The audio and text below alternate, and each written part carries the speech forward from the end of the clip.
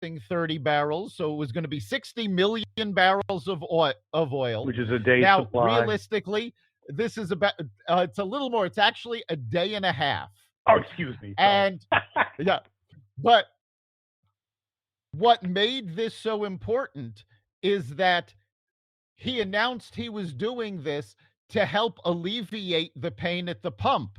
What happened? As soon as he said this, oil prices spiked. They didn't go down, they jumped, and not by a little. So it was basically the world markets going, this idiot doesn't know what he's doing. Exactly. Prices spiked up.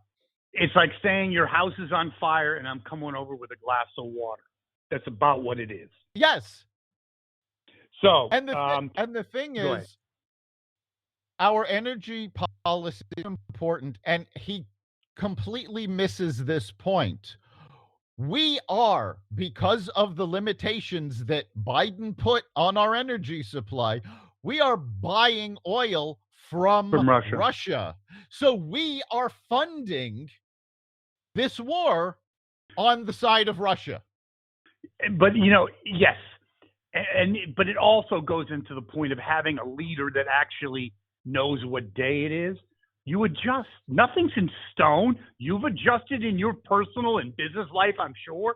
So have I. Of course. I mean, you're driving down the road and the bridge falls. You don't just keep on driving because you got to make it to your grandma's house. You maybe want to stop and go somewhere else or go another route. So he's incapable of adjusting. He had, something? What I've learned in my old age is sometimes when negative happens, they really represent huge opportunities. So he had a crappy year. You could have had friggin' Keith Richards in charge. It would have been better. But it had a great opportunity to repivot. He could have energized, at least until he screwed up again, his administration. But he just doubled down and said literally it was white noise. There was nothing to be said or heard. Exactly. And, of course, at the beginning of his speech, he's talking about what's going on from Ukraine. And this was a golden opportunity to unite the country. Does he take advantage of that? No. Because he's not a leader. And he actually claimed more credit than he is due about what is going on over in Ukraine. Putin has not been doing well. And Biden was actually trying to take credit. However, previously, in the past few days, he has actually used the term that was coined by Obama, leading from behind. Well, I hate to break this to people. Leading from behind is called following. Yes, thank you very much. Yes, it's called not leading. There you go. But speaking of switch, when you talked about Manchin, this is more earth-shattering, in my opinion, that border states, okay, you can say, the good old cowboy, Hispanics in border states are leaving the Democratic Party in droves. Democrats have some real problems. They have the problems that the Republicans had years ago. They are losing their base. Even African Americans. I mean, they're never going to be a majority. Never say never, but right now they're not a majority Republican. I mean, you get 25%, game over. Yeah, but unless Hispanics the Democrats fascinating to me. Yeah, unless Democrats can shore up the Hispanic vote and the African American vote, they are in big trouble.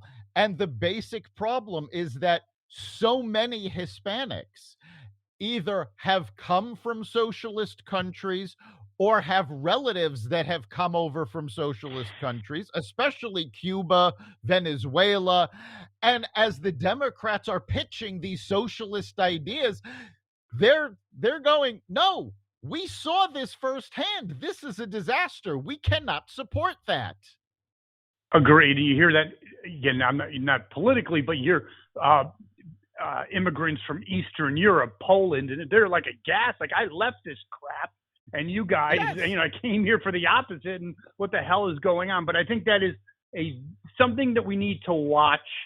And why don't we conclude on this on a much lighter note. Well, Before you conclude on go ahead. I know where you want to go with that, but before we conclude, we do need to talk about what's going on in Ukraine. Go ahead. You're right. Because this is an historic moment, and not for the reason most people think. The war in Ukraine is not being fought by countries. You have Putin with the Russian troops, but even the Russian troops are not necessarily loyal to them because they figured out that Putin is not representing Russia. He's got his own agenda. In fact, there was a hit squad issued on Zelensky that was taken out at the airport in Ukraine. And the reason Ukrainian forces were able to take them out was because they were tipped off by Russians. Oh, yeah. No, there's other reports that some of the fuel shortages were perpetrated by actually Russian soldiers puncturing gas tanks because they don't want to proceed with this thing. And even more than that, where the EU and America have failed to put in proper sanctions. I mean, they keep giving excuses as to, well, we have to let him use the energy markets because otherwise the prices will go through high. This is being fought, again, by civilians. And again, not the civilians you would think. Yes, the Ukrainian civilians have stood up. They're fighting for their lives. They're fighting for their homelands. But you have businesses that have stepped forward. Shell Oil, BP, and Exxon all left Russian joint ventures, hobbling Russia's energy sector when countries refused to do so. The hacker group Anonymous has been having a cyber attack against Russia, and they actually hacked into the Russian military radio frequency and started playing the Ukrainian anthem so that Russian units could not coordinate their attacks. You have nonprofits who were active in Afghanistan to get Americans out of there, moving operations to the Ukraine to get people out. And even more than that, you've got American veterans who have banded together and gone over to the Ukraine to fight. There has been no question that Biden has been a weak leader. But who stepped up? Civilian forces. And in fact, while the hacker group Anonymous was blocking Russian television from using propaganda, the streaming services removed state-sponsored television from being broadcast, and Elon Musk provided free internet in the Ukraine and Russia over his Starlink satellite system so that Putin could not censor the internet. Yeah, it's interesting. And the end game, which is dangerous for me at least, is Putin miscalculated. He was always the great tactician, the ex-KGB person. They always say we're playing checkers, he's playing chess. Number one question, Dr. Lockham, did he miscalculate? And could this be dangerous with this miscalculation? Because he's not a guy that's just going to walk away and say, okay, I guess I kind of screwed up. I think it's very dangerous because he has been known to double down. But what I think is more dangerous, I had actually speculated this a little while back, and now I'm hearing people from Putin's inner circle actually speculating about this and former diplomats who've dealt with him. We could be looking at a situation where the world is being led by two mentally incapacitated world leaders. Oh my God. Yes, we know the first and we know the latter, don't we? Yeah. Both Biden And and Putin may be mentally incapacitated, and that is a terrifying situation. And ironic, I mean, you have to question some of Biden's actions in this, giving classified intelligence on Russian to China. movements to China. I mean, and then, last night in the State of the Union address, he announced the Justice Department was going to be investigating Russian criminal activity. 2 days ago, he shut down the same task force that was doing that in China. So God only knows what he's thinking. And honestly, President Xi has backed away from his support of Russia. I think he's looking at this whole situation going, oh my God, I need to stand back. China needs to stay out of this. Let them kill each other, and then we can pick up the pieces. Exactly. And one of the things, hearkening back to the Cold War, which I grew up under, is it was always, I'm not minimizing it. I'm not saying it wasn't dangerous, but it was a gentleman's agreement. Brezhnev and others, even Khrushchev, I've read many books about him, Nixon, whatever, you name it. They go to the brink, there's saber, but there were adults in charge. Like I said, I agree with you. Now you have two people. One of them has dementia. The other one's insane. That's not a good prescription for success. No, it really is not. And it is a very dangerous situation. And I honestly think this is actually why it's such a good thing that the situation, for the most part, other than getting weapons to Ukraine, this is basically being handled now by civilians. I mean, yes, the EU finally came up with some sanctions. America followed suit. But I mean, they were very weak. They didn't hit Putin where he needed to be hit, and they certainly were a day late and a dollar short. And let's not forget the fact that this is the first time NATO forces have gathered ever.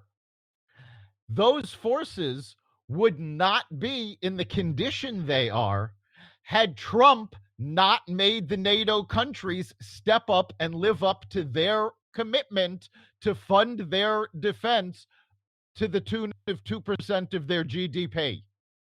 I would agree. I think in the end, doesn't this leave Russia weaker and NATO stronger? And isn't that a possible antidote for Putin's removal? It happened to Khrushchev after the 62 missile crisis. Right now, there's a lot of speculation that people in Putin's inner circle are plotting to remove him because they're looking at this situation going, no, this is ridiculous. We've been isolated by everybody. This guy's got to go. Whether he does or not, I think at this point, the best case scenario, and this may happen despite massive casualties and an immense amount of destruction in Ukraine. But it looks like Ukraine is going to join the EU. They've already taken steps to do that. The EU has approved further steps. So Ukraine is joining the West.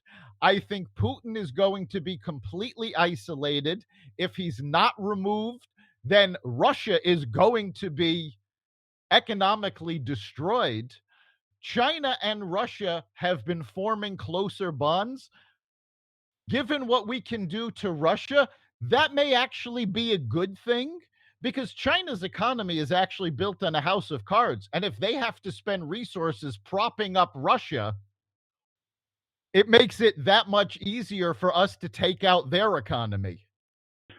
I would agree. I think it was a big miscalculation. It has a lot of danger in terms of, Putin's reaction, but it also has some things to watch for. Would you agree, Dr. Lopkin? Absolutely. I'm hoping this ends quickly without much more destruction, but you've got to hand it to the Ukrainian people.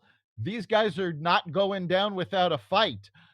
Putin did not expect to have to send in an occupying force. Now, to achieve his goals, that's exactly what he's going to have to do. And little by little, it looks like he's losing control of the Russian military. So they may actually turn against him. Very interesting.